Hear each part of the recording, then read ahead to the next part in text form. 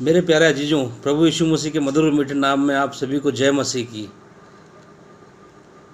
आइए मेरे प्यारे अजीजों, हम वचन में से देखें, सीखें, समझें आज कि परमेश्वर की खोज जो है वो क्या है। सच्चे परमेश्वर की खोज क्या है।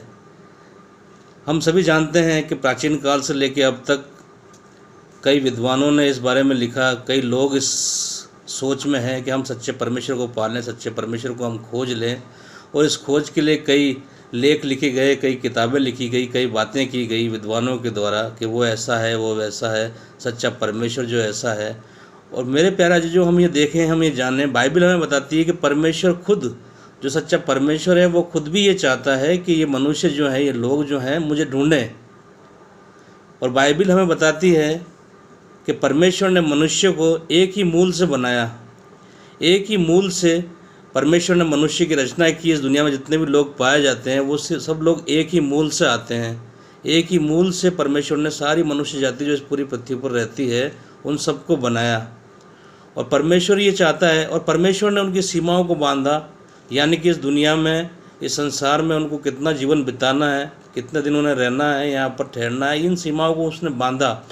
और वचन हमें बताता है कि वो इसलिए उसने बांधा कि वो मनुष्य जो हैं वो परमेश्वर को ढूंढें। यानी कि परमेश्वर खुद चाहता है कि ये मनुष्य मुझे ढूंढें, मुझ सच्चे परमेश्वर को ये ढूंढें।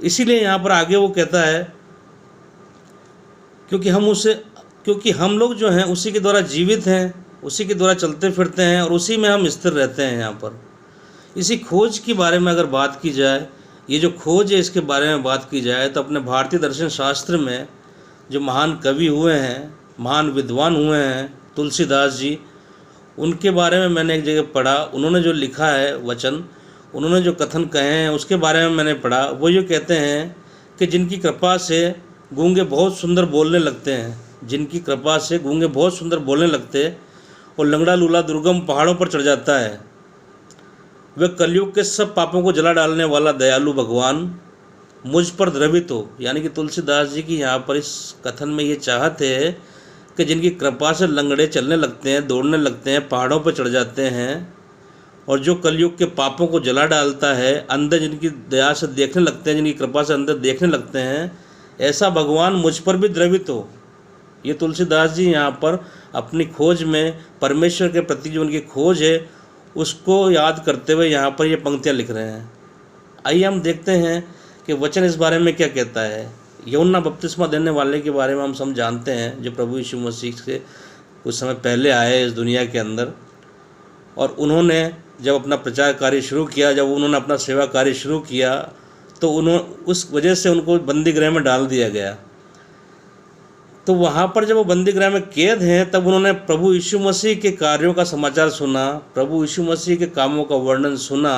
तब अपने चेलों को बुला करके प्रभु यीशु मसीह के पास भेजा, ये पूछने के लिए भेजा कि उससे पूछ के आओ कि आने वाला जो परमेश्वर ने एक मसीहा के भेजने की प्रतिज्ञा की थी वचन के अंदर, हमारे से इस दुनिया के अंदर एक मसीहा के भेजने की प्रतिज्ञा जो की थी, उसके लिए यूहन्ना बपतिस्मा देने वाले ने अपने चेलों से द्वारा पूछवाया कि आने वाला तू ही है या हम किसी और की राह देखें। तो प्रभु यीशु मसीह ने उसके चेलों को जो पूछने आए ये उनसे ये कहा कि तुम क्या देखते हो, यहाँ पर आकर के तुम क्या देखते हो, जो देखते हो सुनते हो जाकर के यूहन्ना से कह दो कि लंगड़े चलते हैं, अंधे देखते हैं, गूंगे बोलते हैं, और मुर्दे जिलाए जाते हैं।